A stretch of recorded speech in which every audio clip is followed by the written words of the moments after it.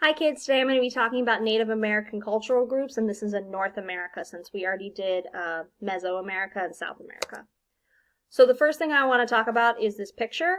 The top part is Arctic, so that's going to be the tundra, not a lot of plant life. Subarctic is going to be the taiga region. There's this northwest coast, California, Plateau, Great Basin, Southwest, which includes the southern states as well as parts of Mexico. Plains, which stretches into Canada, Northeast, which includes Ohio and stretches a little bit into Canada, and then the Southeast. So I'm not going to be talking about all the tribes in these areas. I'm going to focus on one particular one. Just know that there are many. So the first thing we're going to talk about is the Arctic. There's the Inuit, the Yupik, and the Aleut, and I'm going to be talking about the Inuit. So the Inuit, they speak a language called Inuktitut. They still exist in Canada. About 3% of Canada's population says that they are Inuit or have some sort of Inuit heritage. They had winter and summer hunting camps. Winter ones are going to be the igloos that we're kind of accustomed to seeing and we think of.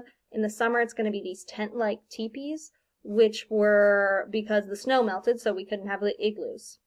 They are not Eskimos. Do not call them Eskimos. It is a derogatory, offensive, mean term. They don't call themselves that. They don't like to be called that. Be respectful. Oral storytelling. They're telling stories and their history through verbal and not written. You'll find that that's the case for a lot of tribes. Food. Remember they're in the Arctic, so it's very cold, not a lot of plant life, so they're getting most of their food from the ocean. Fish, seals, whales. And also a lot of the tribes utilized all pieces of the animal. So they might use the hide for clothes, the bones for making like music or materials. The meat was for food. So it's considered disrespectful to not use all parts of the animal. Subarctic group, there's a tribe called the Dogrib, which I think is really amazing. The Dene, the Montanagas, the Chippewan. I'm going to be talking about the Dene. The Dene are a large group of people. It's multiple tribes. It's not just one. The language that they speak and share is called Dene. Once again, they're in the subarctic, so not a lot of plant life, so it's a lot of caribou, fish, rabbit, deer, moose. They lived in teepees or lodges, so in the picture over here you can see the teepee. They have their own set of unique hand games. I included a video. It's pretty interesting. And once again, they're focused on oral history, so they're telling it word of mouth instead of written. Up here's a picture. They still have meetings. There's still people with this heritage who are practicing Dene. They're playing, these are Dene drums. So they still have meetings where they do stuff like that. Last one I'm going to talk about today is the Northeast or the Eastern Woodlands. So we're going to talk about I'm going to talk about the Iroquois.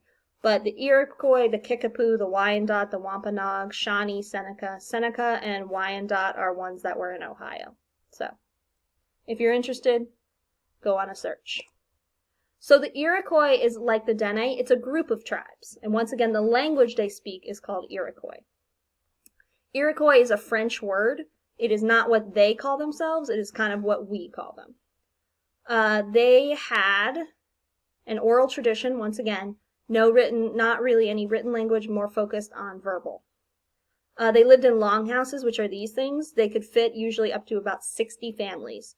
So they were really big, and you had a lot of people in them. They actually had a constitution that they made when they became kind of a group of, it's a group of 6 tribes. So when they came together, they made a constitution that outlined their rules. They outlined the legislature, how they made laws, how they did everything.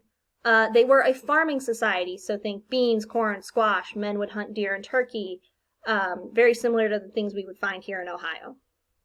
The women actually had a really important role in the Iroquois. They decided how food was given out, so they decided how much food you got, what you got, so the women had full control of that, which is pretty unique and interesting. One of these videos is about Hiawatha, who was the person who started the Iroquois Confederacy. So it talks about his story. It's a 2-parter. I just include the first part. If you like it, you can find the second part pretty easily. And this second one is a story from one of the tribes in the Iroquois Nation about how a group of stars came to be. So it's a pourquoi. Remember, we studied those in the beginning. It's a pourquoi story. All the videos are going to be included on the class stream, so if you want to watch those, go ahead. I'm going to have some short questions for you. Once again, I apologize for this being a little short notice. I'm going to try to be better and getting stuff out days ahead of time. So once again, sorry. Hope everyone's doing well. Stay safe. Stay healthy. Bye.